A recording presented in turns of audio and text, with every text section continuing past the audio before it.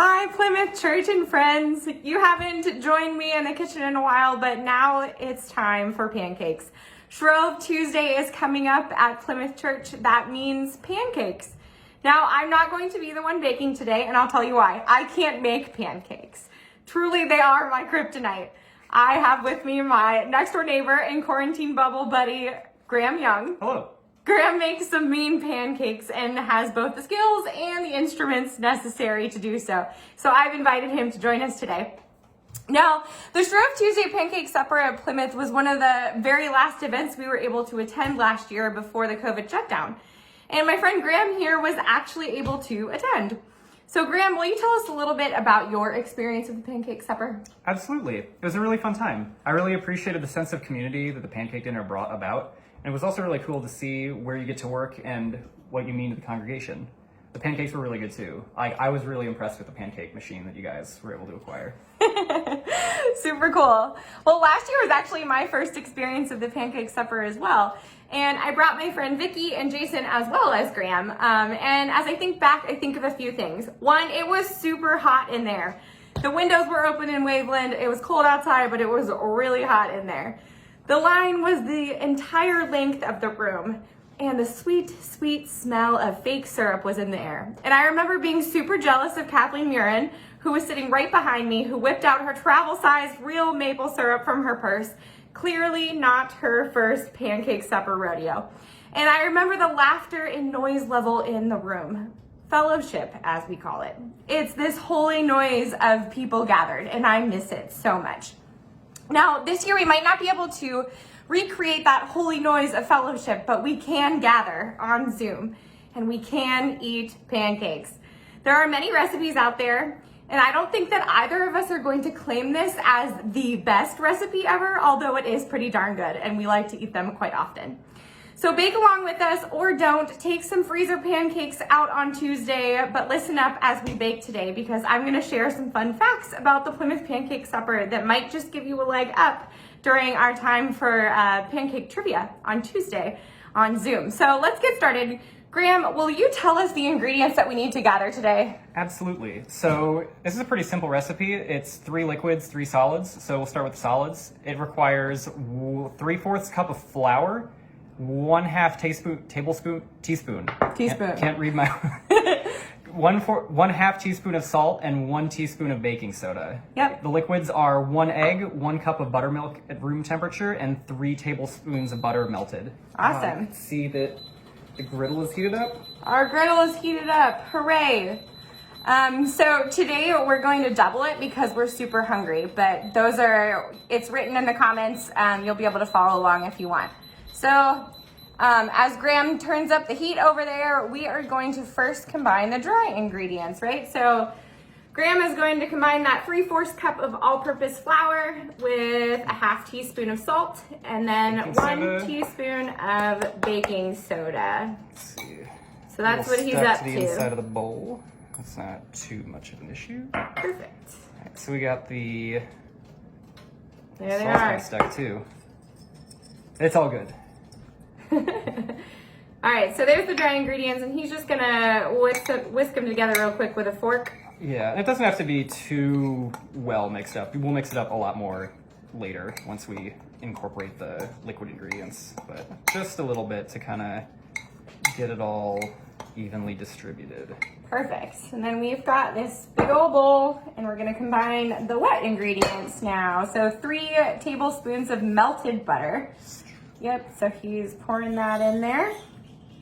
Should start with that. And then I like to pour the eggs in next. As you can see here, I've already cracked them. Yep. Yeah. Perfect. And then I like to whisk the eggs before I pour in the buttermilk, just because there's less liquid and it's a little easier to actually get them whisked. Pro tips from Graham. And Buttermilk. 1 cup of buttermilk. We're cup. doing 2 since we're doubling it. perfect. All right. Graham, will you show him the goods? Yeah.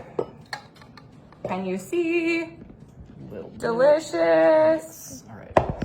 Awesome. I'm gonna whisk it up together.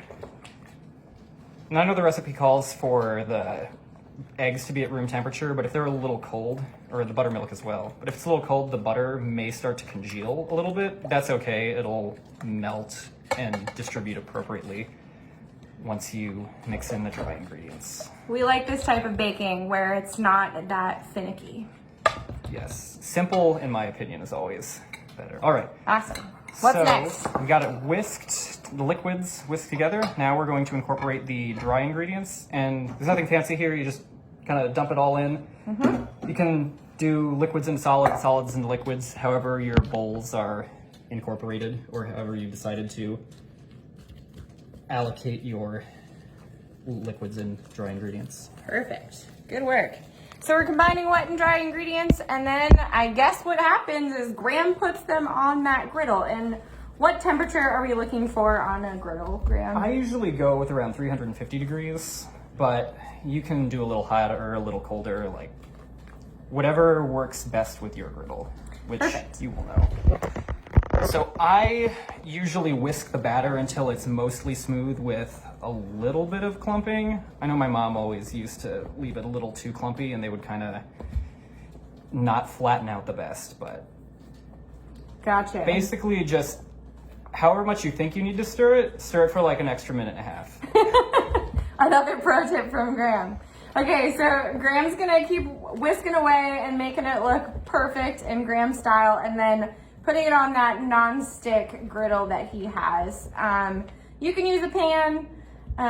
Make sure it's either a non-stick pan or you add some sort of like butter is probably the best thing to do. Yeah, if you don't have a nonstick pan, lubricate the surface with butter. If not, then if you do have a nonstick surface, then you'll be fine.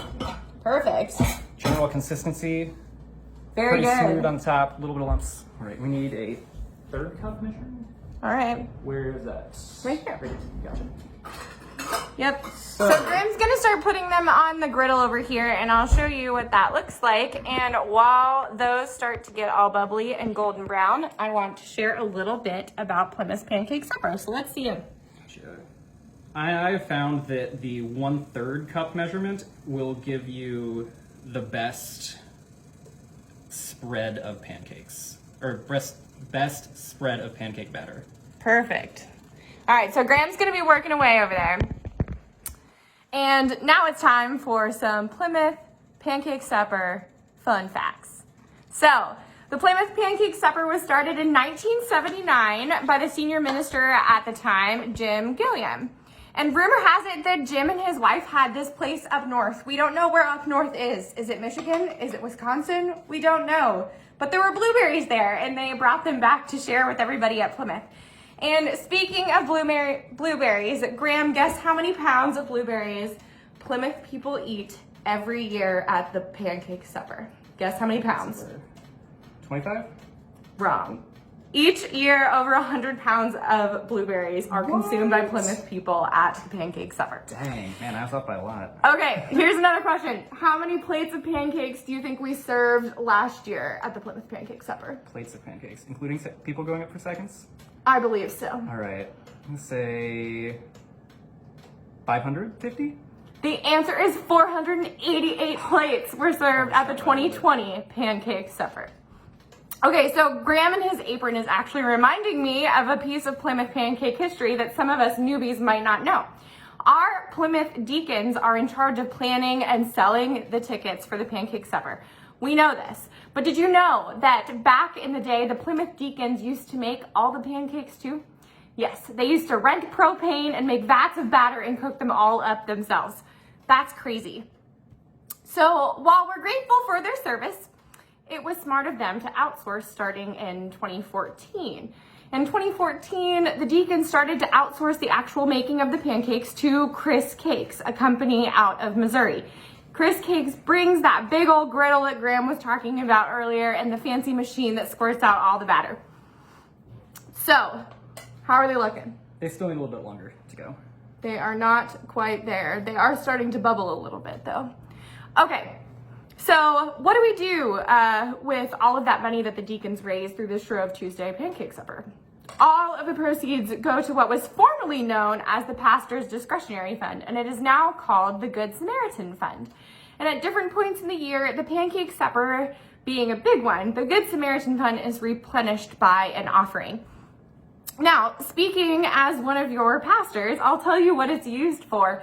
I would say that we primarily use it for rent and utilities assistance. When the building is open, our siblings in Christ from across the community may come in asking for assistance with rent and utilities, and we've found that often this is a place where we, the church, can really help local assistance organizations kind of cover all of the needs that are in the Des Moines community. Another use is for congregation members who might need financial assistance, whether they ask directly or we hear through the grapevine of someone who is struggling. This Good Samaritan Fund helps us care for our church community when they're struggling. Groceries, medical bills, a gift to ease a growing burden. Your church can and wants to help, so reach out to your pastors if you or someone you love is in need. Over the past 10 years, the Shrove Tuesday Pancake Supper has raised over $34,000 for the Good Samaritan Fund. That is a lot of assistance we have been able to offer our siblings in Christ in financial need. One last fact. This is a good fact. How close are we, Graham? We are getting there. Probably another minute before we need to flip. I can smell them. I know, they smell so good. They look real good too. I'm really hungry.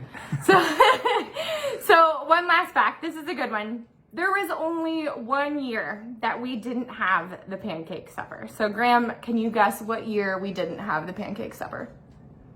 1975? Nope. The answer is 2002. And why, do you ask? There were many church renovations going on in 2002, and they forced us to get really creative with the use of our church building. One of the renovations was the kitchen.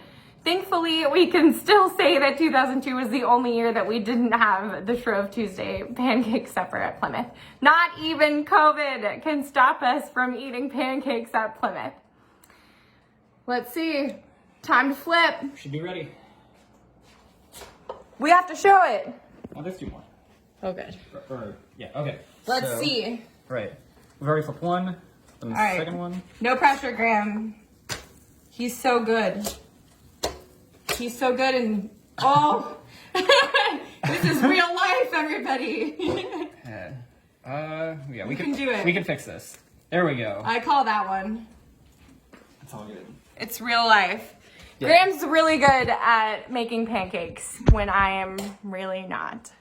So Graham's gonna plate these up for us and we're about to eat them. We've got some more batter. I'm thinking about some chocolate chips. Oh, yes. Don't worry, make your own with this recipe, make a different recipe you have, microwave those freezer pancakes, whip up some Bisquick, or just join us on Zoom with nothing in front of you this Shrove Tuesday, February 16th at 7 p.m.